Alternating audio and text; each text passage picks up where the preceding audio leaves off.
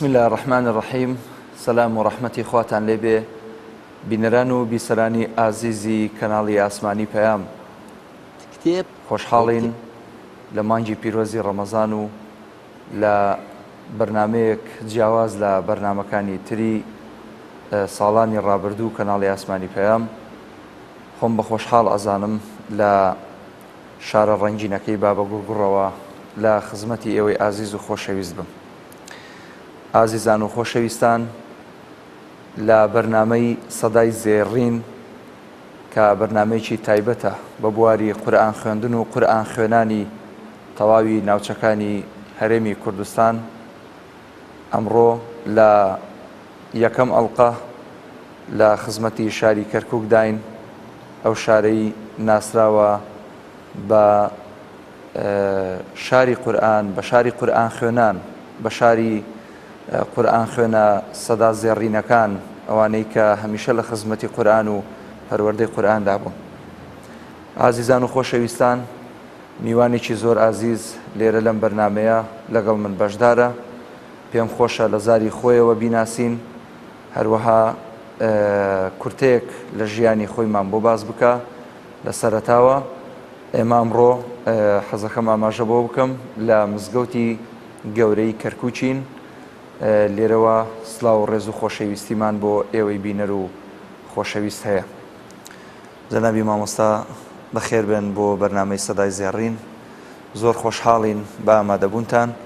پێمان خۆشە لە زاری بەڕێستەوە ئێوە بناسین ناوی جەنابتان و خەڵکی ئەم شارن و کورتێک لە پوختەی ژیانی خۆتمان پێ بڵێ. بەڵێ. بسم الله الرحمن الرحيم. الحمد لله رب العالمين، والصلاة والسلام على رسول الله سيدنا محمد وعلى آله وصحبه أجمعين. پێشەچی بەخێر هاتنی کەناڵەکەتانەکەم بەخێر بێن سەرچاو شارەکەمان شاری کەرکووک. ناوم محەممەد ئیسماعیل محێدین، ساڵی 1964 لە گەڕەکی شۆریجەی کەرکووک لەدایک بوو. تەمەند درێژ بین ئینشاءالله. مامۆستا، ئەگەر سەرەتا ئەو بپرسم، چۆن مرۆڤ ئەتوانێ پەروەردەی خانەوادەکەی ماڵ و منداڵەکەی لەسەر قورئان بکە بە شێوازێک ڕایان بێنێ کە قورئان خوێنیان لێ دەربچێ؟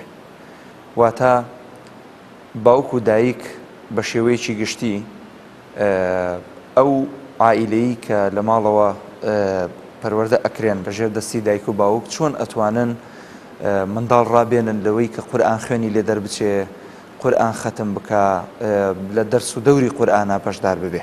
بەڵێ.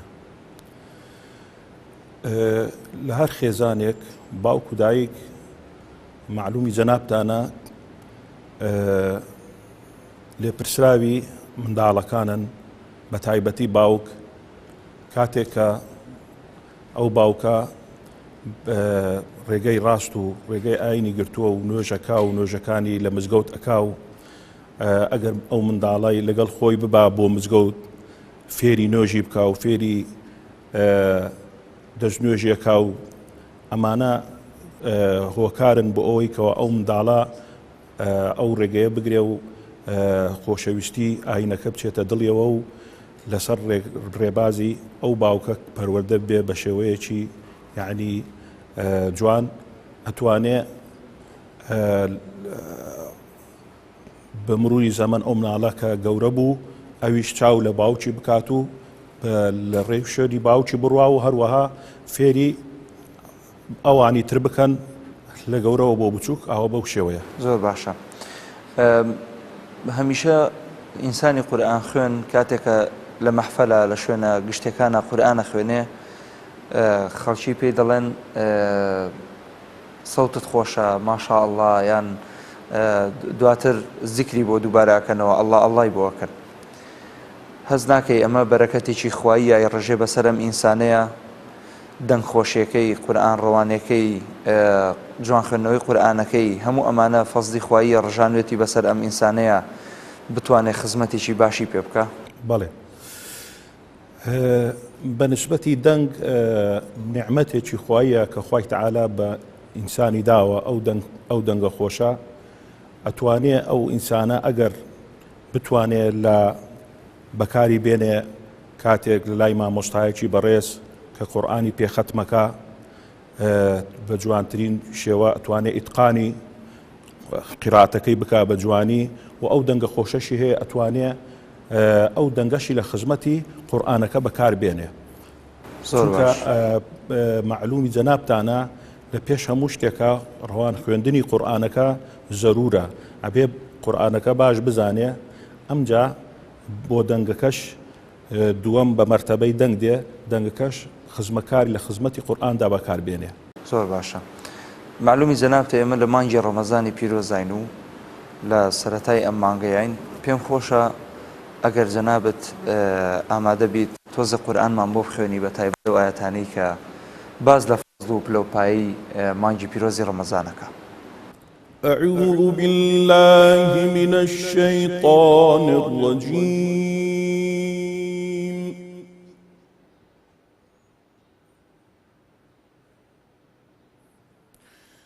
بسم الله الرحمن الرحيم.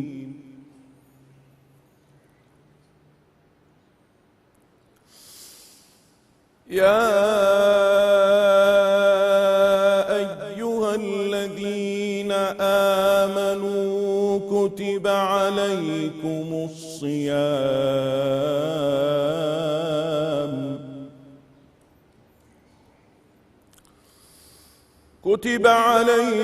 الصيام كما كتب على الذين من قبلكم لعلكم تتقون.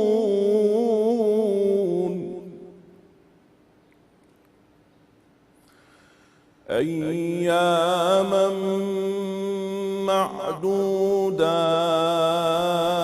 معدودات، فمن كان منكم مريضا أو على سفر فعدة من أيام أخر، وعلى الذين يطيقونه فدية طعام مسكين،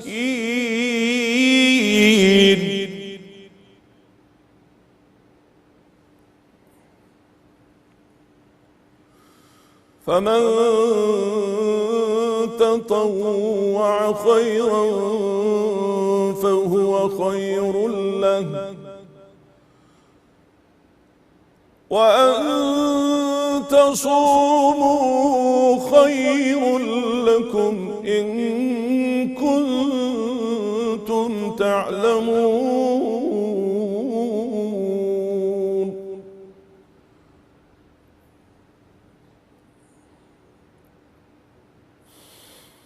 شهر رمضان الذي أنزل فيه القرآن هدى للناس وبينات من الهدى والفرقان، فمن شهد منكم الشهر فليصم،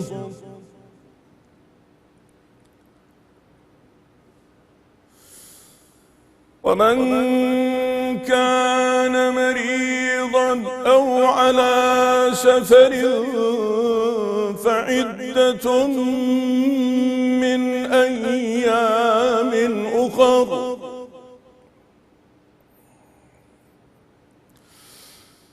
يريد الله بكم اليسر ولا يريد بكم العسر، ولتكملوا العدة ولتكبروا الله على ما هداكم لعلكم تشكرون. صدق الله العظيم. جزاكم الله خەیرەلجەزا مامۆستا ماشاءڵڵا دەستان خۆش بێ خۆی گەورە بیکاتە توێشوی قیامەتتان. مامۆستا حەزەکەم ئاماژەیەک بەو مەقاماتانە بکەی کە لە ئێستایا خوێندت لە سەرەتاوە بە بەیاد دەستت پێی کرد پێم وابێ بەپێی ئەو معلوماتە متەوازایی کە من هەمە نازانم دواتر چوویتە سەر چ مەقامێک؟ بەیاد دەستم پێ کرد دوایی مخالف بەڵێ مخالفم کرد دوای مخالفەکە تەسلیمم کرد بە بەیاد کۆتاییم پێهێنا. جوانە مامۆستا ئەم فەنی مەقاماتە فعلەن خۆی بۆ خۆی علمێکە ینی هەموو کەسێک لەوە چێت نەی پێکا بێتە ئێستا نەیزانی بێ کە ئەم مەقاماتە ئەم هەموو فروعی هەیە. مخالف فەرعی چ مەقامێکە؟ مخالف فەرعی هیچ مەقامێ نییە، مخالف مەقامێکی مستەقیلە. بەڵێ واتە ئەساسیە. ئەتوانین بڵێن یەکێکە لە مەقامە ئەسڵەکان ئێمە لەبەرەوەی کە خۆی مەقامێکی مستەقیلە بێلایەنە نە ڕئیسیە بڵێن فەرعی لێ بێتەوە نە فەرعەشە لە هیچ بڵێن لە هیچ مەقامێک نییە. ڕئیسی و فەرعی لێ نابێتەوە و بەڵێ فەرعیش نییە بەڵێ لە هیچ مەقامێک مستەقیلە. یعنی بەڵێ زۆر باشە. مامۆستا ئێوە چەند ساڵە خەریکی بواری قورئان خوێندنن لە کێوە دەستان بم پیشە پیرۆزە کردووە؟ من خۆم هەر لە مناڵیەوە حەزم لە دەنگی قورئان بووە، دەنگی خۆش بە تایبەتی مامۆستا عەبدولباس عەبدسەمەد. بەڵێ زۆر تەبیعی ئەمە مامۆستا عەبدولباس عەبدسەمەد بەهرەیەکی خوایوە کە خوا و دەنگەی داوە پێ ئەو نەفەسە درێژەی هەبووە. من هەر لە مناڵیەوە حەزم لێ بۆ کە گوێ بگرم لە دەنگی و مامۆستا عەبدولباس عەبدسەمەد خاسەتەن بە تایبەتی کە کۆتایی سوورەتی حەشرێ خوێنی و بسم الله الرحمن الرحیم کرد و بیدایەتی سوورەتی تەکویرێ خوێن زۆر کاری تێ کردم و هەر لە مناڵیشەوە کاتێک ئەتوان بڵێم 1970 ئەو کاتە خۆم مقەلید بووم واتە لاسایی مەکردەوە، لاسایی عەبدولباس عەبدسەمەد مەکردەوە و بە حکمی ئەوەی کە ماڵمان نزیک مزگەوتی سەید نورەدین بوو لە شوێجا دڵشم متعلق بووم بە هاتشۆ بۆ مزگەوت و جۆشم لە عەبدولباس دەکرد و ڕۆژی جومعانانش هین متابعی قاریئەکان مەکرد کە ڕۆژی جومعە قورئانیان خوێنی تاوای لێ هات لەو کاتەوە لە 1970 بەدواوە لە مەحفەل بخوێنم. جوانە لە 1970 و 1970 لە کەرکووکە ئەوەندەی بیرت بێ چ قاریئێک زۆر مەشهور بوو لەم شارە مەسەڵەن بەناوبانگ بوو بۆ قورئان خوێندن؟ لەم شارەیە قاریئی باشمان هەبوو هەیە لە ژیانە ماوە تا ئێستا و هەشە یعنی ئەمری خوای کردووە مامۆستا مەلا جەوهەر ئەو کاتە خاڵی خۆش بێ. بەڵێ هەروە مامۆستا کامیل بوو ئێستاکە لەشی ساغ بێت تەندروست باش بێ ئینشاءڵڵا. هەیە بۆ ئیسلام هەیە بۆی لێرەوە چاوی ماچەکەی قاریئی باشمان هەبوو ئەو کاتە. بەڵێ لە ئەو ساڵانی ڕابردوو هەز ناکەی مەسەڵەن خەڵک زیاتر لە مزگەوتەکانە بە تایبەت ڕۆژانی جومعەدانیش گوێی بۆ قورئان ئەگرت مەسەڵەن گوێی بۆ ئەو قاریئە ئەگرت کە لەو مەحفەلە قورئانێ خوێن ئێستا ئەمە تۆزێک کەمتر بووەتەوە؟ بەڵێ کەمتر بووەتەوە وایە، بەڵام ئێمە هەر ئێستش بەردەوامین. من خۆم ئێستا حالیان لە مزگەوتی شەهید سەعید تۆماریم لەوێ بەردەوامین. ئێمە ڕۆژی جومعانان قیرائەتمان هەیە لە پێش نوێژی جومعە لە پێش خوتبە بە 20 دقە بە نیو سەعات جاروا هەیە کەمتر زیاتر ئێمە قورئان. ئەم عادەتە پیرۆزە وەک بزانی چێ داهێناوە تا داهێنانەکەی مەبەستم ئەوەیە خۆی کارێکی زۆر پیرۆزە تۆ لە ڕۆژی جومعانە مەسەڵەن ئەم وەختانە مەسەڵەن ئەم بڕەوەختە قورئان بخوێنی. فەرمانگەی وەقف ئێوە لە مەسەڵەن لە فەرمانگەی ئەوقافی کەرکووک یان هەر وەقفەکانی تر پیشەیەک هەیە وەزیفەیەک هەیە پێوترێ قاری ئێوە مؤەزین.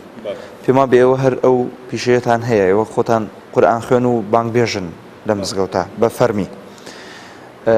ئەمە ئەوقاف دیاری کردووە مەسەڵەن کە دەبێت پێش نوێژی جومعە قورئان بخوێندرێ؟ بەڵێ ئەوقاف دیاری کردووە ئەو بەرنامەیە ئەوقافە کە ڕۆژی جومعانان قارئ کە تەعین کراوە لەو مزگەوتە ئەبێ ڕۆژی جومعانان قورئان بخوێنێ.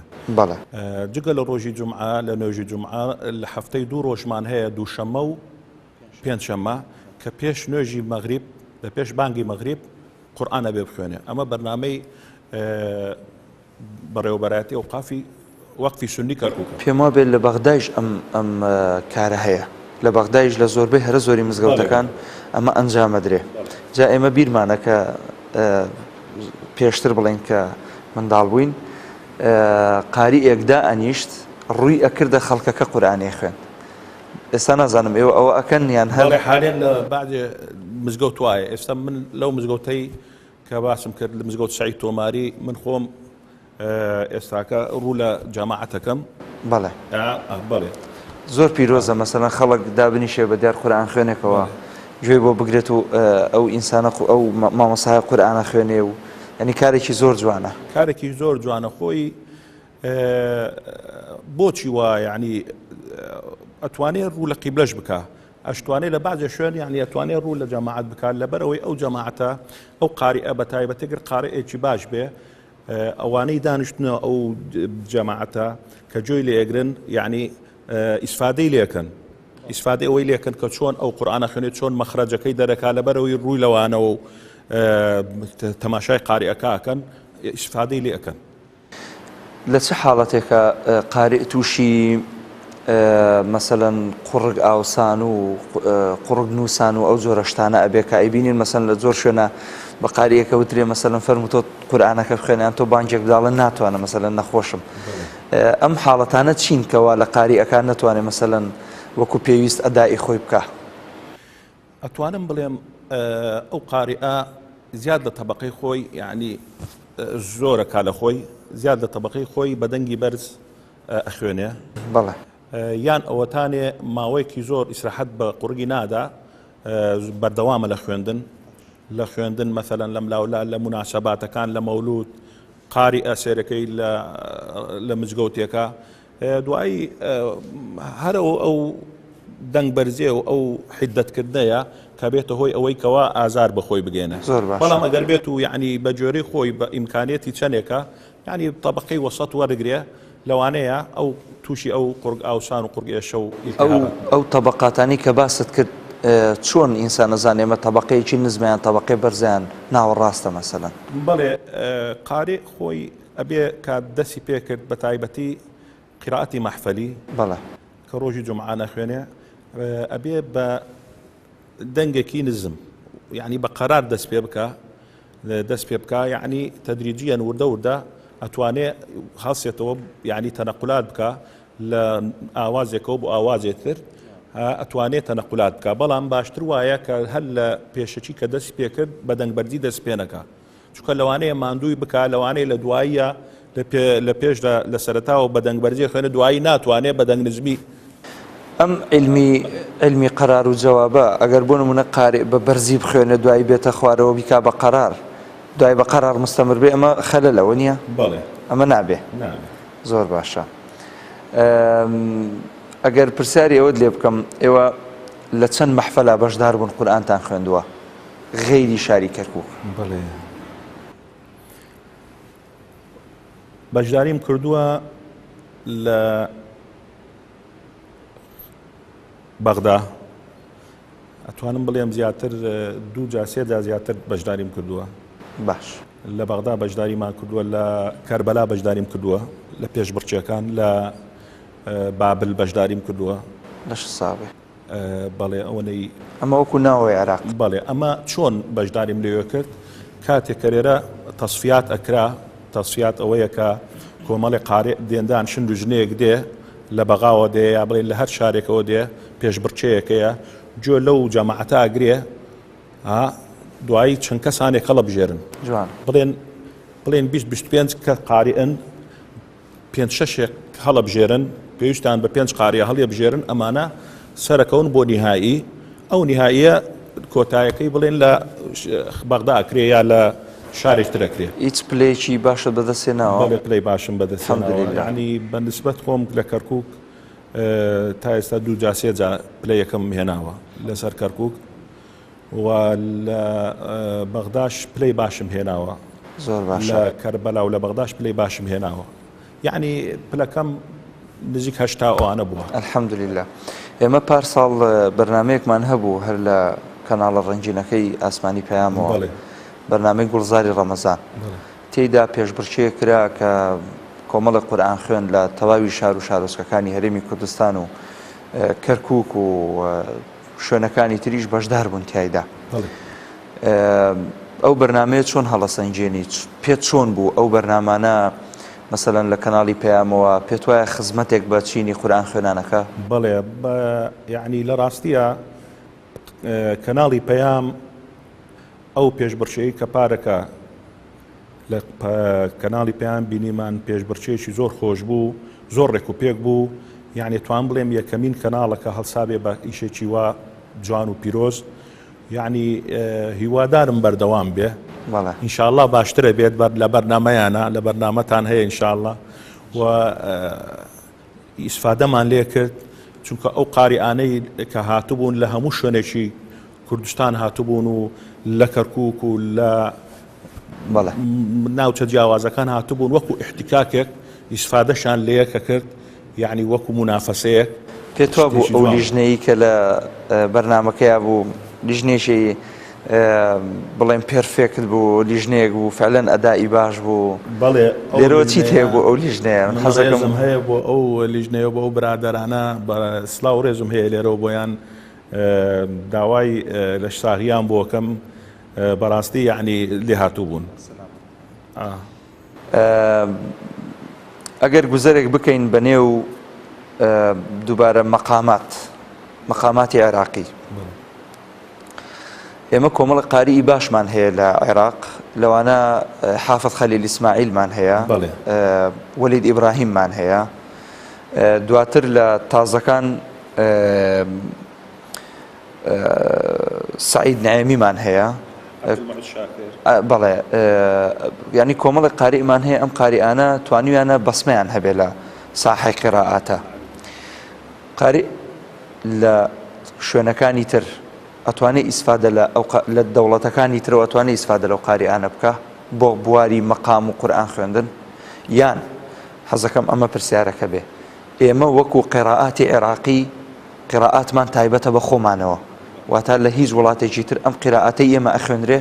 ئەو قیرائەتەی ئێمە کە ئەخوێنرێ لێرە ئێمە بحکمی ئەوەی لە عێراق نەغمە و ئاواز زۆرە مەقام زۆرە لە وڵاتانی تر نییە ئەوەنێکەوە ئەو مەقاماتانەی قاری عێراقیەکانی خوێنن لە وڵاتانی تر نییە بەڵام ئەوەی کە ئاشکرایە و معلومە ئەو مەقامانە ئەو حەوت مەقامە سەرەکیە کەوا لە عێراق هەیە و لە وڵاتانی عەرەبیش هەیە وەکو بڵێن سەبا مەقامی سەبا مەقامی نەهاوەند مەقامی عەجەم مەقام بەیاتە سێگایە حیجازە ڕاستە ئەم حەوت مەقامە لێرە مەشهورە لەوێش هەیە کە ئەخوێنرێ لێرەش ئەخوێنرێ ئەو خینەی نییە یعنی ئەو بڵێ جیاوازیە نییە بەڵام ئەگەر بینە سەر ئەو مەقامە فەرعیانەی کەوا ئێمە هەمانە لای ئەوان نییە جوانە.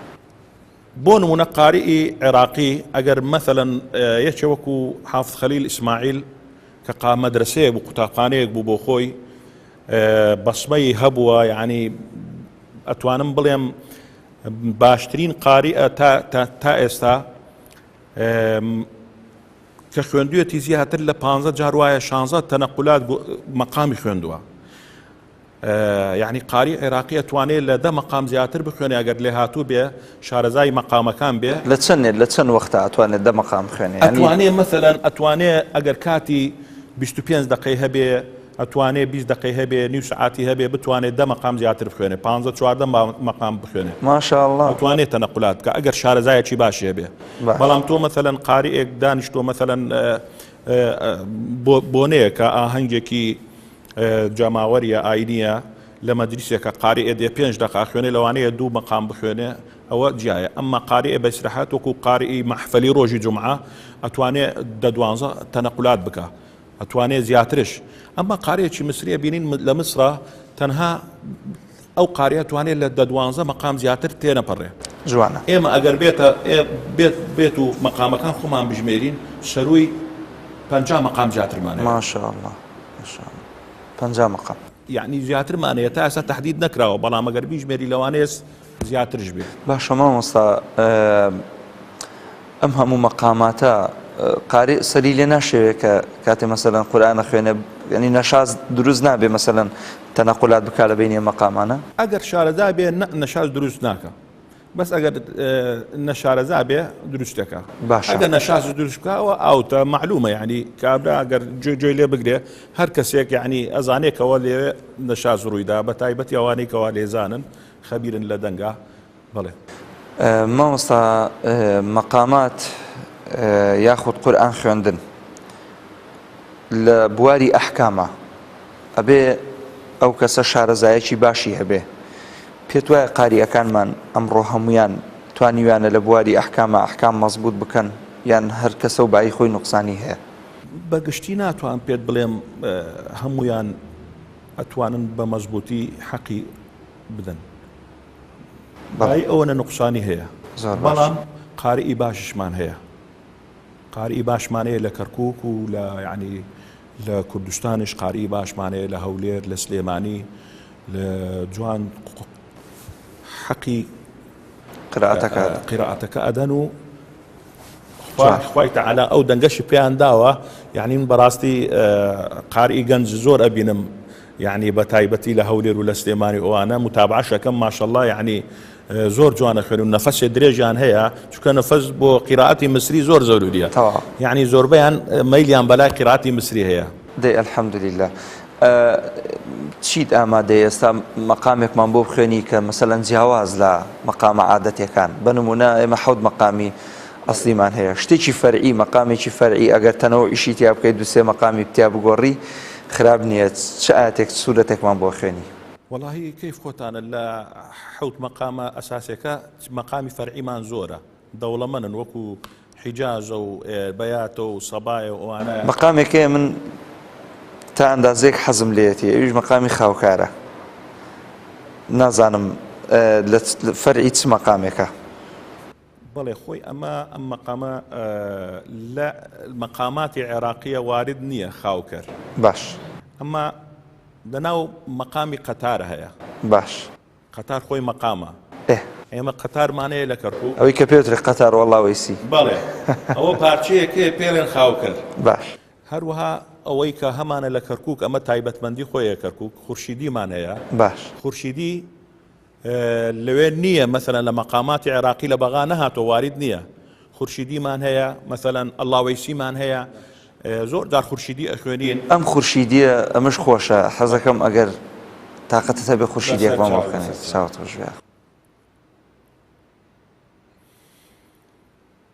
أعوذ بالله من الشيطان الرجيم بسم الله الرحمن الرحيم قال أفرأيتم ما كنتم تعبدون أنتم وآباؤكم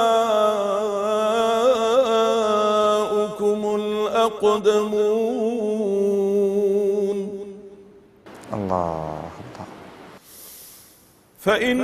فإنهم عدو لي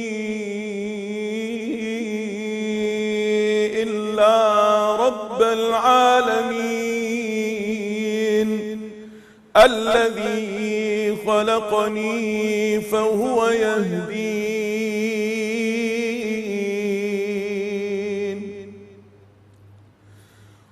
والذي هو يطعمني ويسقين وإذا مرضت فهو يشفين والذي يميتني ثم يحيين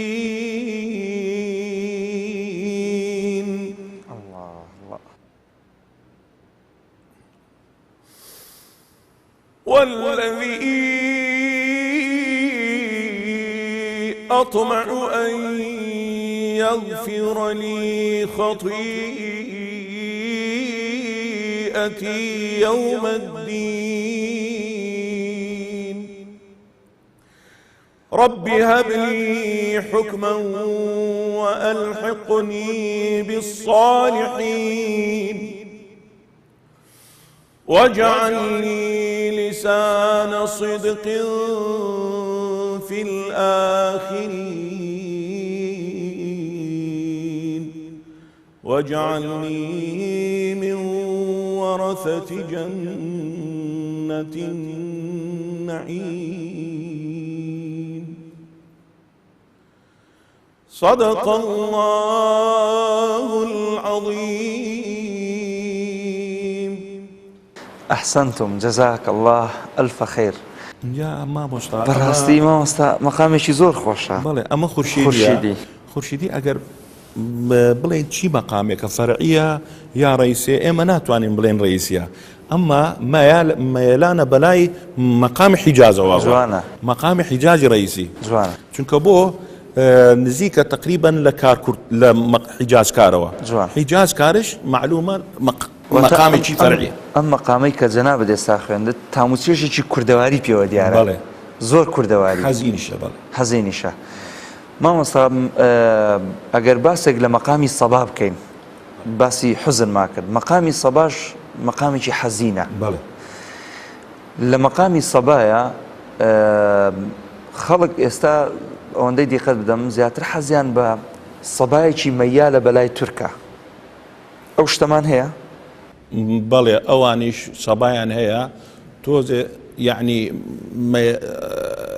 هینی خۆیان هەیە، یعنی ئسلوبی خۆیان هەیە.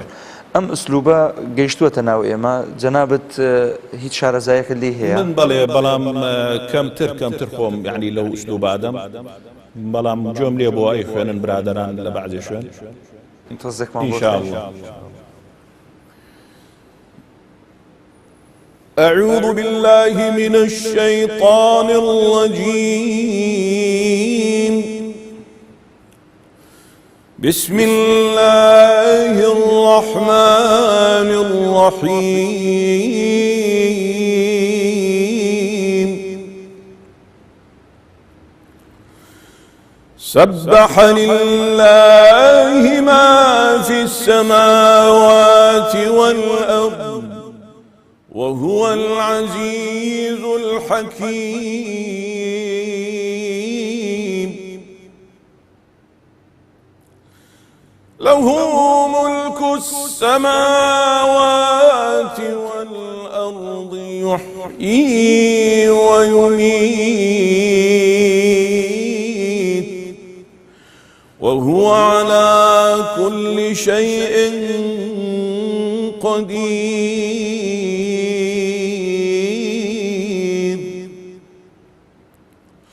هو الأول والآخر والظاهر والباطن. هو الأول والآخر والظاهر والباطن وهو بكل شيء عليم. صدق الله العظيم. أحسنت. بس وساوت رجل مامۆستا بواری قورئان خوێندن، بواری مەقامات، بواری ئەحکام لە چی مەدرسەیەکە ئینسان ئەتوانێ هەموو ئەمانە کۆ بکاتەوە و فێری بێ؟ من زۆر جار پرسیارەوەم لێکرێ، من ئەمەوێ مەقامات فێر بم، ئەمەوێ ئەحکامی تەجوید فێر بم، ئەمەوێ قورئان خوێنم لێ دەربچێ. یعنی هەندێک ئەساسیاتی هەبووە، مەسەڵەن سەوتی تا ئەندازەیەک خۆش بووە بەڵام نەیزانیوە لە ژێر دەستی چێ و چۆن فێر ببێ. لە کەرکووک چ مؤسسەیەک چ دەستگایەک هەیە ئەم بەم کارە هەڵسا بێ؟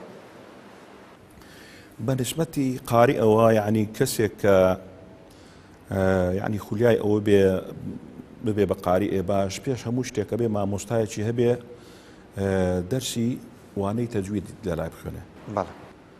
ئەبێ جوان ئیتقانی بکە ئەو تەجویدە ئەو خوێندنی ئەو قورئانە بە جوانی بخوێنێ بەرەک پێچی حەقی خۆی بدات دەستەوە ئەمجا بەرەو مەقام چۆن ئەز فێر بێ جۆ بگرێ یعنی حتما ئەو قاریئە معجبە بە قاریئێک ئەو کەس پێویستە جۆی لێ بگرێ زیاد جۆی لێ بگرێ ئەگەر معجبە بە قیراءەتی مسریەوە جۆ لەو مامۆستایە بگرێ جۆ لە قیراءەتی عێراقی لە حافظ خەلیل بگرێ لە عێراقا لە مصر قاریئی مەشهورمانەیە لە عێراق قاریئی مەشهورمان هەیە حافظ خەلیل اسماعیلە عەبدولمەجید شێخلیە هەروەها حافظ مەهدیە ئێستا ئەو قاریانەی جلیلی دوایەوان عەبدولموعز شاکرە ئەموریە ئەموری حەسەنە شتێوایە قاریئی باشمانەیە لە عێراق لە مصر قاریئی باشمانەیە عەبدولباس عەبسەمەدە محەممەد سعید قەلقالیەکمان هەبوو نازانم قەلقالیمانەیە عەبدولستار تەیارمانەیە وەلید عەظەمیمانەیە عەلاءالدین القەیسی ئەما اینجا ئەو کەسە ئەگەر جۆی لەوانە گرت زیاد دەورات ئەکرێتەوە بەعزێ جار خولی دەنگ مەقام ئێمە لە کەرکووک جارجارێ دەورات ئەکرێتەوە بین لەنە لە فلان شوێن فلان کەس دەورەی کردوەوە ئەو مامۆستایە یعنی شارەزایی هەیە لە مەقام ئەو کەسە ئەگەر بڕوا بۆ ئەوێ لەوێش ئیسفادە بکە لەم لاشەوە قیراءەتەکەی جوانە ئەتوانێ ئیسفادە بکە زایدەن ئەوەی کەوا جۆ ئەگرێ لەو قاریەی کەوا خۆیوێ بەم شتانە یعنی ئەتوانێت تەتەور بەخۆی بدا بەس پێویستە ئەگەر شتێکی زانی نەیەزانی چییە لای کەسێک بڵێ من ئەم قیراءەتا خوێنم ئەمە چییە هەتا ناوەکەی پێ بڵێ بۆ جارێتر لە بیری نەچێتەوە تر ئەم شتانە هۆکارن بۆەوەی کە ئەو قاریئە بزانێ ئەو نەغمەیە تر لە بیری نەچێتەوە زۆر باشە هیچێک لەو قاریانەی کە لە شاری کەرکووک من بۆ خۆم ینی بەمای شانازی ئەبینم وە قاریئێکی باشە و مامۆستایی توانم بڵێم خۆم و کۆمەڵە قوڕائە لە کەرکووک شێخ نەجات کە سەرۆکی ڕێکخراوی قورئان خوێنەکانی کەرکووکە بەڵێ نەجات العەسکەری سڵاو و ڕێزمان بۆی هەیە چاوی ماچەکەین پێت وایە مامۆستا نەجات توانیوێتی دەورێکی فعالی هەبێت لە پێگەیاندنی قوڕا لە شاری کەرکووک مەسەلەن توانیوێتی ئەدائی کۆمەڵە قارئ باش بکە و هاوکاریان بێ و دەستگەرویان بێ بەڵێ مامۆستا نەجات بە سیفەتەوەی کە ڕئیس قوڕای ڕئیس جەمعیەت قوڕا کەرکووکە لە یعنی هاوکار بووە یارمەتی قاریەکانی داوە بۆ دەورات و بۆ ئەم شتانە بۆ مسابقە بۆ خۆی تەلەفۆن یەکەیەکە تەلەفۆنەکە بۆیان بۆ ئەو قاریانەی کە باشن یعنی اختیاریانەکە بۆ ئەو شوێنە بۆ ئەو مساپێش بڕچەیە مامۆستا نەجات یعنی مێژوویەکی ئەتوانم بڵێم دوور و درێژی هەبووە لەگەڵ تەلەڤیزۆن و لەگەڵ ئەوە لە حەفتاکانەوە من ئەو کاتە هێشتا قورئانم تەجویدم نەخوێندبوو ئەم بینی لە تەلەڤیزۆن قورئانە خوێنێ لە ئیذاعەی بەغداد تەسجیلاتی هەبوو لە تەلەڤیزۆن کەرکووک سەکەت بە شەکر ئەبڕم من تەلەبەی بڵێن مەدرسەی دینی بووم لە خانەقا حتمما جەنابەت بیرتە ئەو کات ینی تازە سەفی یەک و دوو بووم ئەینارد بە دوامان ئەچوین لە تەلەڤیزۆنی کەرکووک لە تەلەڤیزۆنی عێراق بڵێن تەلەڤیزۆنی کەرکووکی ئەو کاتە دانیشتین قورئانمان ئەخوێند دواتر مامۆستا شێخ محەممەد فاتیح و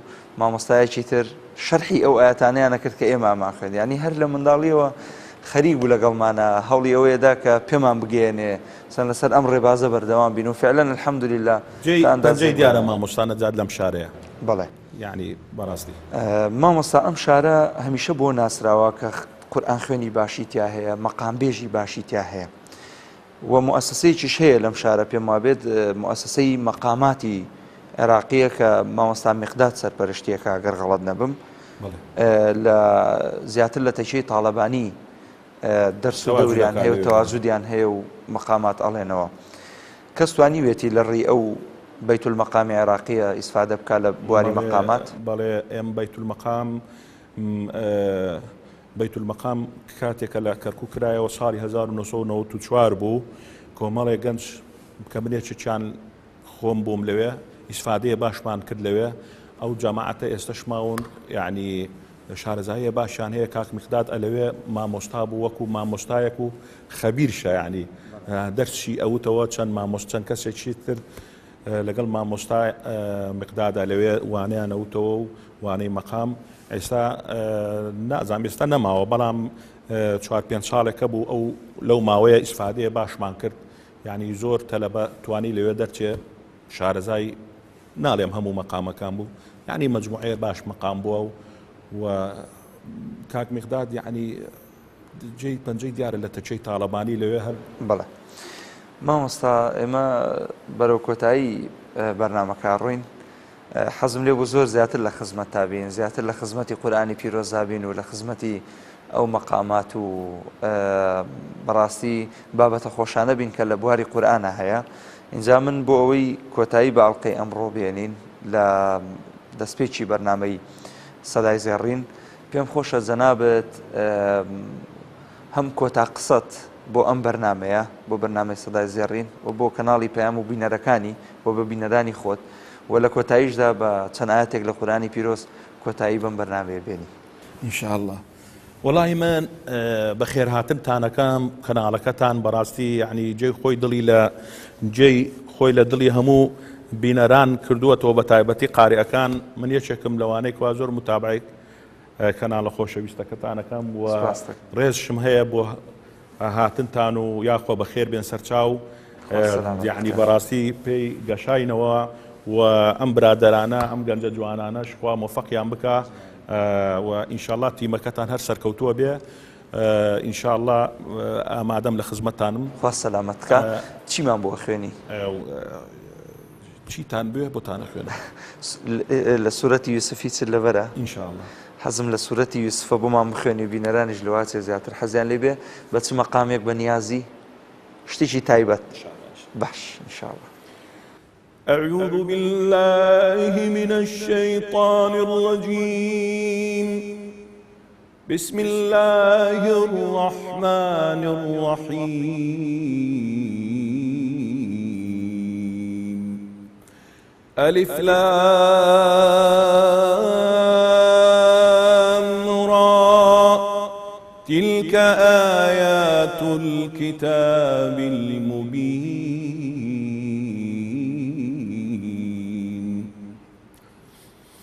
إنا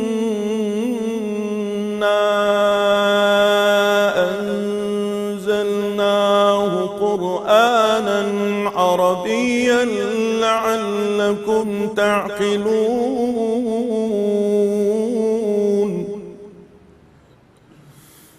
نحن نقص عليك أحسن القصص بما أوحينا إليك هذا القرآن وإن كنت من قبله لمن الغافلين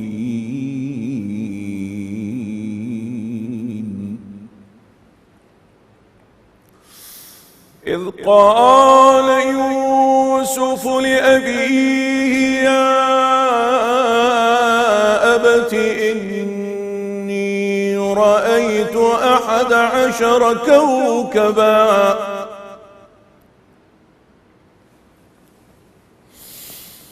يا أبت إني رأيت 11 كوكبا والشمس والقمر رأيتهم لي ساجدين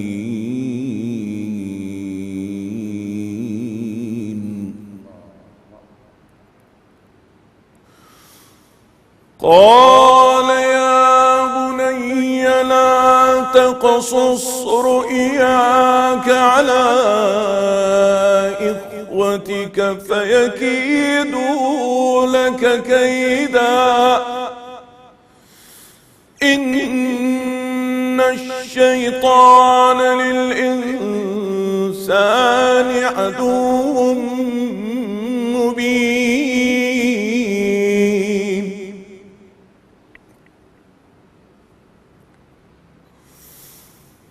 وكذلك يجتبيك ربك ويعلمك من تأويل الأحاديث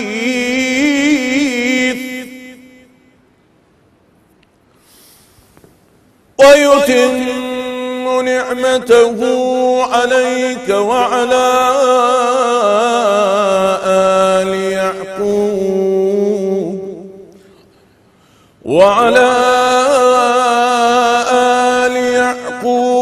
كما أتمها على